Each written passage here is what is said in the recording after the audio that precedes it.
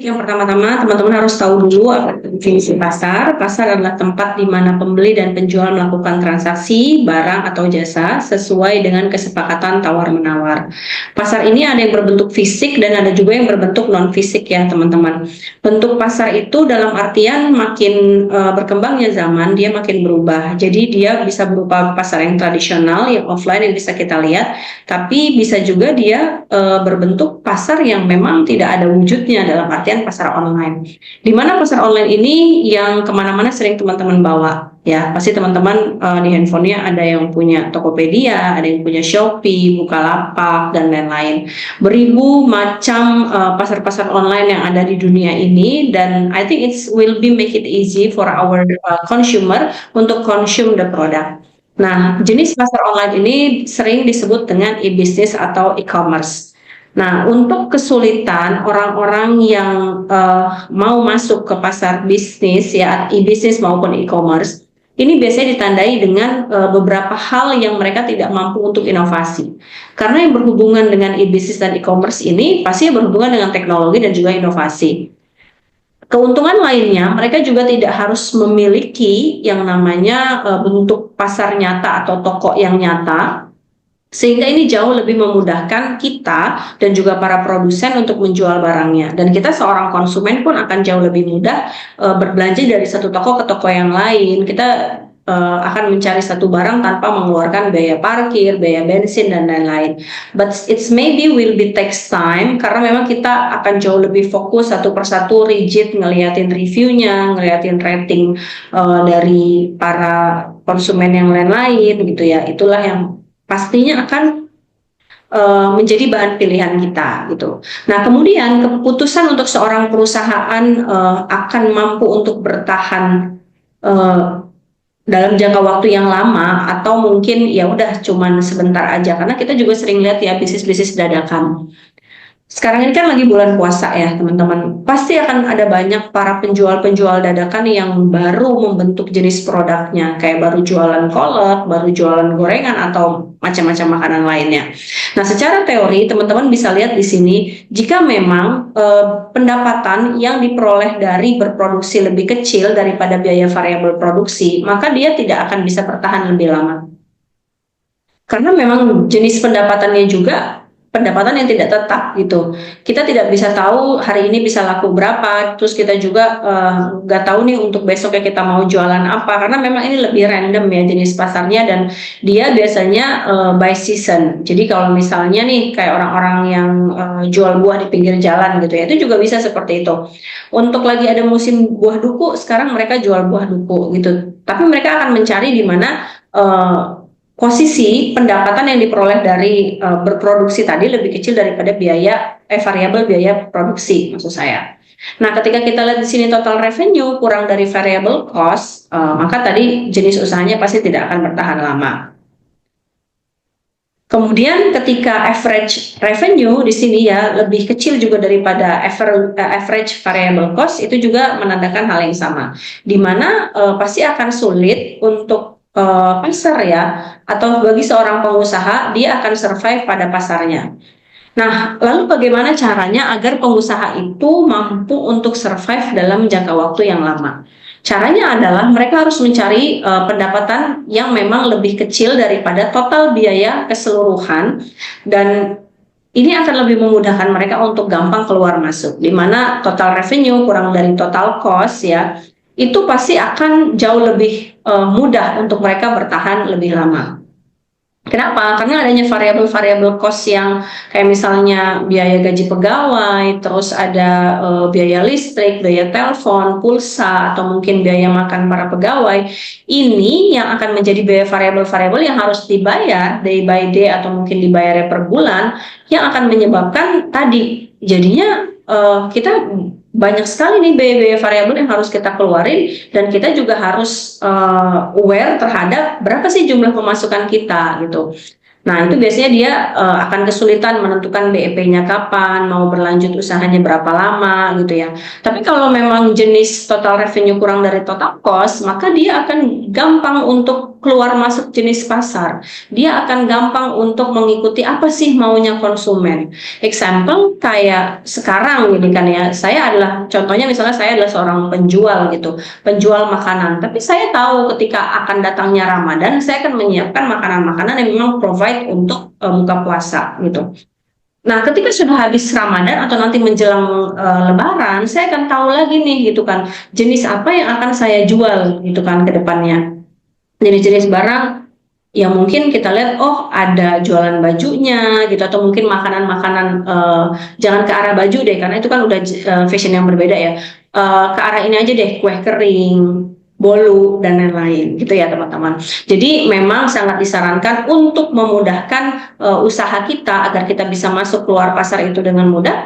Baiknya ya kita harus lebih punya total revenue yang kurang dari total cost. Yang berikutnya adalah bagaimana paradigma sosial perubahan pasar. Nah, paradigma sosial perubahan pasar ini yang menentukan bagaimana kita mau continuity berjualan ya, atau kita sebagai produsen mampu memiliki produk-produk yang still survive in market. Yang pertama, kita harus punya teknologi informasi dan jaringan. Somehow beberapa jenis usaha yang teman-teman lihat itu mereka bisa survive hanya dari WhatsApp grup loh, atau hanya jualan dari mulut ke mulut. Kalau zaman dulu itu istilahnya dari pintu ke pintu, jadi mereka menjajaki satu rumah ke rumah yang lain gitu ya untuk menawarkan barang jualan. It still survive. But the other condition, ada juga yang memang jenis usaha sifatnya dia hanya bersifat jaringan, atau memang ya dia hanya mengandalkan beberapa jenis perusahaan-perusahaan tertentu. Contoh kayak misalnya saya menjual souvenir, terus saya propose ke beberapa kantor kementerian, saya propose ke beberapa mungkin dunia pendidikan gitu kan ya, universitas gitu. Terus nanti saya akan menawarkan, mau nggak nih gitu beli kaos di saya, atau beli dompet yang disablon nama universitinya, nama kantor kementeriannya gitu. Nah, itu juga masih based on jaringan. Tapi kalau yang lebih kompleksnya lagi tentang teknologi informasi, bagaimana seorang produsen bisa mengenal jenis teknologi informasi apa sih yang memang incoming gitu sekarang. Contohnya aja, kayak udah banyak sekarang orang-orang itu jualan by live TikTok. Kalau dulu mungkin kita cukup beli barang di merchant online seperti Tokopedia, ya tadi Bukalapak lah gitu yang nomor satu. Makin kesini makin banyak merchant online seperti Shopee, Lazada dan lain-lain, dan sekarang udah ada TikTok yang tadinya hanya untuk video, hanya untuk atau mungkin orang mengabdikan momen, tapi ternyata sekarang orang-orang itu melakukan beberapa jenis penjualan yang mereka juga bisa lakukan online, dan mereka bisa saving video atau mungkin affiliate gitu ya. Nah, inilah yang akhirnya menyebabkan pengusaha-pengusaha atau jenis UMKM itu banyak yang nggak bisa tumbuh. Kenapa nggak bisa tumbuh? Karena mereka nggak bisa catching up dengan teknologi apa yang hadir saat ini. Nah, ketika memang hal itu tidak bisa diikuti sama para pengusaha atau ya para UMKM gitu kan ya, to be honest, mereka pasti nggak akan bisa diterima barangnya di masyarakat, dan ujung-ujungnya mereka lupa bahwa zaman sekarang ini udah zaman teknologi, dan orang-orang juga akan nggak aware gitu terhadap barang produk jualannya. Karena tadi jauh lebih menarik jualan di TikTok atau mungkin ya secara live dan lainnya. Di skala-skala usaha-usaha branded lainnya atau brand-brand branded lainnya, saya sering lihat di beberapa mall-mall besar memang mereka menjajakan jualannya seperti itu ya. Bahkan di salah satu mall gitu kan ya di Jakarta Pusat, saya lihat salah satu karyawannya itu mereka malah live gitu, live TikTok untuk jualan. Jadi dalam artian semua jenis usaha, mau barangnya UMKM, bahkan dia amat sangat kecil menengah gitu ya, dan sampai dengan usaha yang paling tertinggi ada di mall-mall besar pun ya, itu memang harus catching up sama yang namanya teknologi. Kalau mereka hanya menunggu yang namanya konsumen datang, menjemput nggak mampu untuk menjemput konsumen gitu ya, mereka hanya sekedar menunggu, ya akibatnya apa? Maka akan ada banyak produsen-produsen lain yang jauh lebih berkreativitas, memiliki inovasi, daya tarik jualan. Nah, kemudian pengaruh dari globalisasi dan pasar bebas sangat berpengaruh terhadap apa sih minat dan sosial environment yang ada gitu kan ya. Kayak sekarang mungkin orang-orang banyak marak menggunakan mobil listrik. It's influence of the globalization. Orang-orang dari luar negeri sana datang berinvestasi menjual mobil listrik di negara kita, lalu mereka memberikan suatu gambaran bahwa mobil listrik itu adalah mobil ramah lingkungan, kemudian kita terinfluence terhadap hal itu, ya maka kita banyak akan mengkonsumsi gitu ya. Lalu kemudian regulasi dari pemerintah yang juga mampu untuk menentukan seberapa besar sih perusahaan itu mampu untuk survive juga. Contoh kayak misalnya jenis pajak yang diberikan relaksasi sama perusahaan, sama pemerintah gitu maksud saya. Terus jenis-jenis beberapa pungutan-pungutan yang memang ditiadakan lagi sama pemerintah, tidak boleh adanya pungutan liar, atau mungkin memudahkan untuk hak paten, lalu memudahkan untuk mereka membuat suatu perusahaan PT, CV dan lain-lain gitu. Itu kan dari kebijakan pemerintah gitu. Kalau pemerintah mau usaha UMKM di dunia ini atau Indonesia ini tumbuh gitu kan ya, ya tentunya harus banyak survive kebijakan-kebijakan yang memang lebih memudahkan. Yang paling lebih besar adalah bagian perkreditan gitu. Nah, kemudian privatisasi, banyak sekali perusahaan-perusahaan swasta yang juga udah berkecimpung ya, membuka bisnis-bisnis, bahkan anak perusahaan gitu kan. Mungkin perusahaan besarnya Sinarmas, tapi lalu dia buat anak-anak perusahaan-perusahaan lainnya, yang itu tidak masalah gitu. Memang jadinya sektor swasta ini pasti akan merajai ya untuk beberapa jenis bisnis. Nah, ini yang harus perlu kita khawatirkan bagi para pelaku UMKM di Indonesia yang real memang biasanya membuat barang-barang atau produk-produk homemade. Ya tentunya mereka harus jauh lebih waspada, harus jauh lebih tahu apa sih yang diminatin sama seseorang, bahkan mempelajari barang-barang itu kok bisa survive, barang-barang itu kok bisa bertahan gitu ya dengan harga yang mahal, penjualnya sedikit, atau mungkin pembelinya itu rela mengeluarkan uang dengan harga yang tadi tidak cukup murah. Nah, inilah yang peningkatan para persaingan dan pertumbuhan industri ini yang harus diwaspadai bagi kita seorang pengusaha. Lalu sebagai seorang pengusaha kita juga jangan terlalu tertutup gitu kan, janganlah close minded, karena kita butuh yang namanya relasi. Relasi dalam industri itu sangat penting. Ketika kita ada orderan, terus kita nggak mampu untuk mencukupinya, agar kita tetap bisa menjaga quality control dan kita bisa tetap menjaga kepercayaan konsumen agar terus mau beli sama kita juga bisa loh cari partnering lain, produk yang serupa tapi dia mampu untuk menjaga quality control sama seperti kita, dan kita bisa maintenance bahwa ya produk ini produk serupa yang layak untuk dijual gitu. Nah, itulah teman-teman, saya selalu sampaikan kepada mahasiswa ketika memang ingin membuka suatu jenis usaha, memang nggak mudah untuk kita buka sendiri. Kita harus bisa untuk sama-sama mencari partnering gitu kan dengan rekan-rekan yang lainnya. Mungkin di kita bahan bakunya nggak ada, tapi di orang lain ada. Lalu dia bisa jual juga dengan lebih murah. Atau mungkin kita bisa cari ilmunya, bagaimana sih cara menjual produk serupa yang, atau mungkin mendapatkan jenis bahan baku serupa yang harganya jauh lebih murah.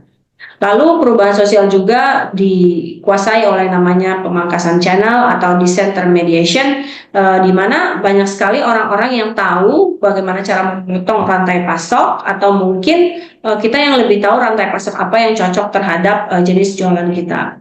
Nah, daya beli konsumen juga kita harus tahu apa yang kiranya konsumen saat ini butuh. Misalnya gini, apakah ia menjelang Ramadan ini kalau kita mau beli kue kering gitu kan ya, jenis kue-kue kayak seperti nastar, putri salju, atau jenis-jenis kue yang old style, it's still happening in this way, atau memang ada kreasi-kreasi terbaru yang bisa kita ciptakan. Nah, inilah pentingnya untuk mencari daya beli konsumen dan daya tarik konsumen.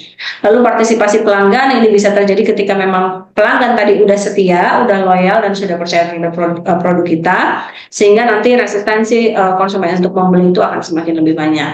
Nah, perlu diperhatikan juga bagi seorang pembisnis itu untuk melihat bagaimana sih konsepnya jenis barang yang kita punya mampu untuk tidak merusak lingkungan. Jadi kita punya awareness to environment, bahwa memang produk-produk kita tadi tidak banyak menimbulkan limbah. Nah, kemudian between pasar antara bisnis dan individu, teman-teman bisa lihat di sini bagaimana seorang individu mampu untuk mencapai faktor-faktor market, dia mampu untuk berbisnis, lalu dia akan menciptakan bisnis, lalu produknya akan dijual lagi ke market, dan produk market itu bisa dibeli lagi sama individu. gitu. Or memang individu yang hanya punya bahan baku, kemudian dia jual ke perusahaan sebagai bahan baku yang diperlukan oleh perusahaan, lalu perusahaan akan menjual lagi ke market dan market menjual kepada individu. It just a cyclus ya, circle seperti ini yang akan terus terjadi. Yang artinya bahwa bisnis itu bisa dilakukan sama kita pribadi atau bisnis itu juga bisa kita combine dengan perusahaan-perusahaan besar.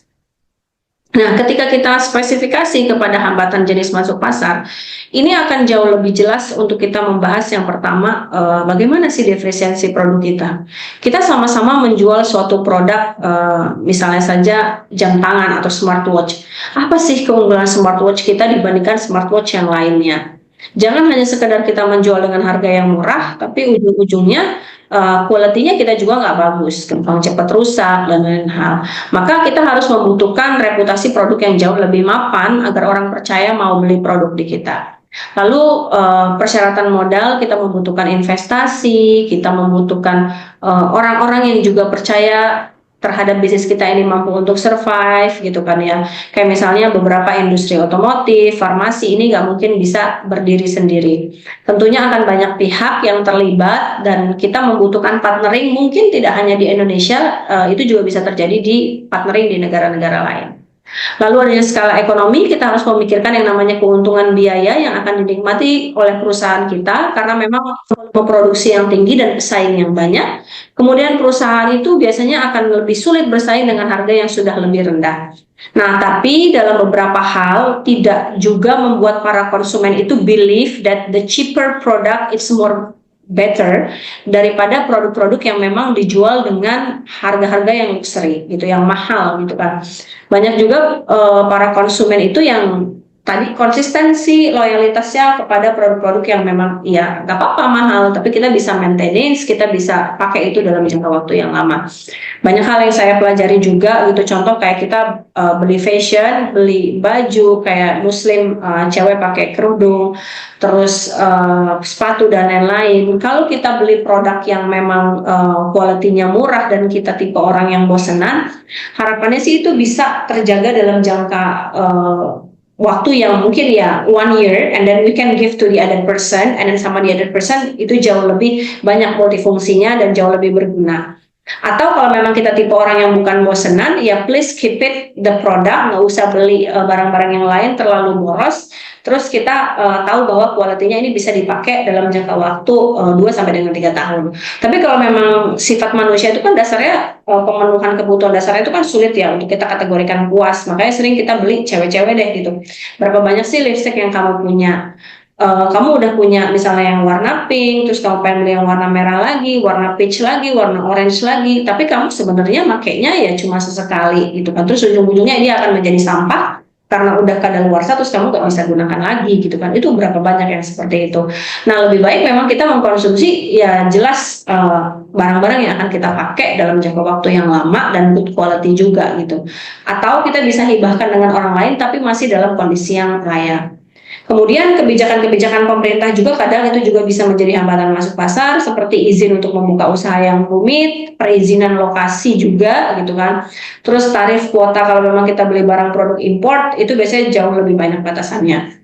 Lalu hambatan-hambatan lain, kadang kita udah punya satu toko yang settle, tapi ternyata kita butuh tambahan luas toko lagi dan kita harus membeli toko yang lain, tapi ternyata kita kesulitan di lokasi strategisnya sulit, kita mencari. Terus biasanya nanti pajaknya juga suatu wilayah mungkin jauh lebih tinggi, atau kita harus menambah jenis-jenis bahan baku tertentu atau memperluas gudang kita. Nah, itu tadi banyak sekali hambatan-hambatan yang difikirkan sama seorang pengusaha. Lalu gimana caranya agar kita jauh lebih mudah untuk masuk ke dalam suatu pasar? Yang pertama harus tahu penetrasi harga. Kita menjual barang tidak tambahan, tapi it will be accept with consumer, gitu kan. Jadi kita nggak yang sembarangan jual barang dan orang pun punya daya tarik pada kita. And the second, we have innovation. Kita harus tahu bagaimana inovasi yang kita miliki. Ingat tadi yang saya bilang, kita jual smartwatch, tapi smartwatch ini memiliki advantage apa, keunggulan apa yang nggak dimiliki sama orang lain. So sekian banyak produk, orang-orang akan remember our product itu with the uniqueness. Oh, kalau kita beli smartwatch yang ini tuh ada uniquenessnya seperti ini loh gitu. Mungkin dari pilihan warna, dari bentuknya jauh lebih eye catching, mungkin nggak terlalu berat dari komposisi dan lain-lain.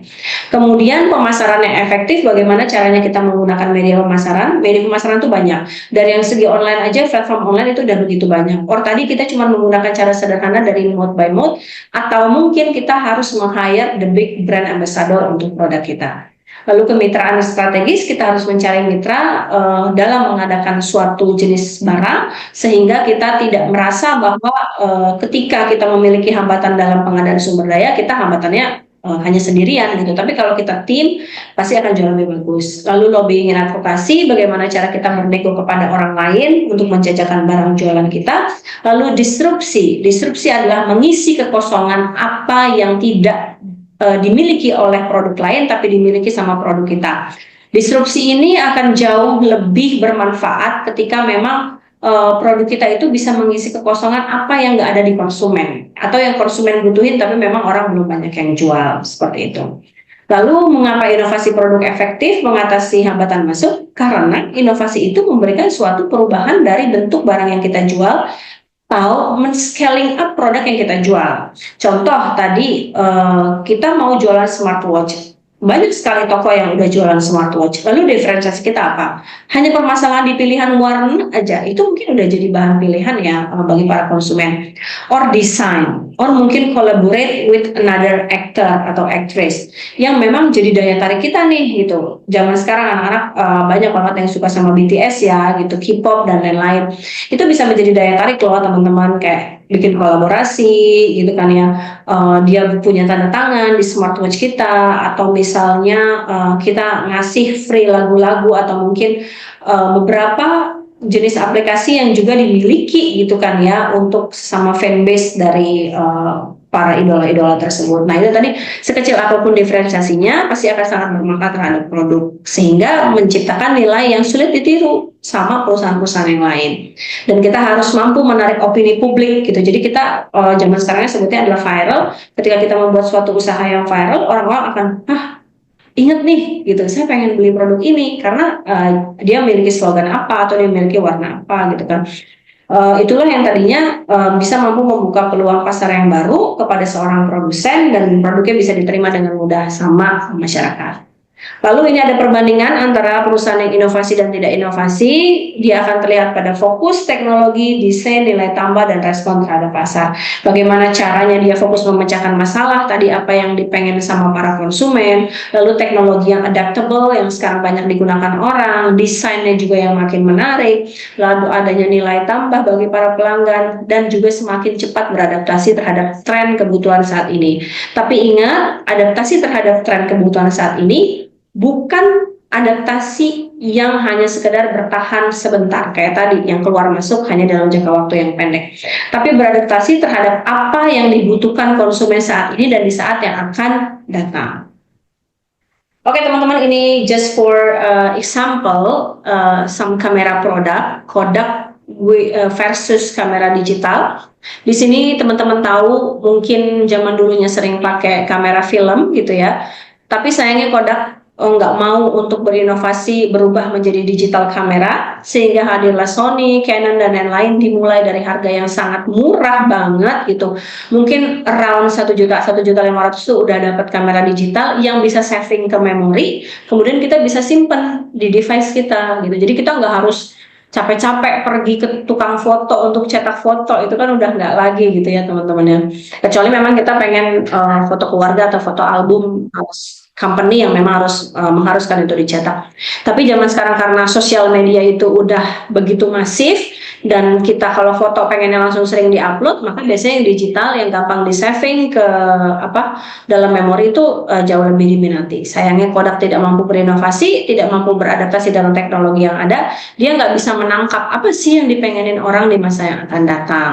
Hasil ya perusahaannya tidak sukses, dan ini merupakan bentuk nyata jenis perusahaan yang memiliki hambatan yang besar dari segi inovasi.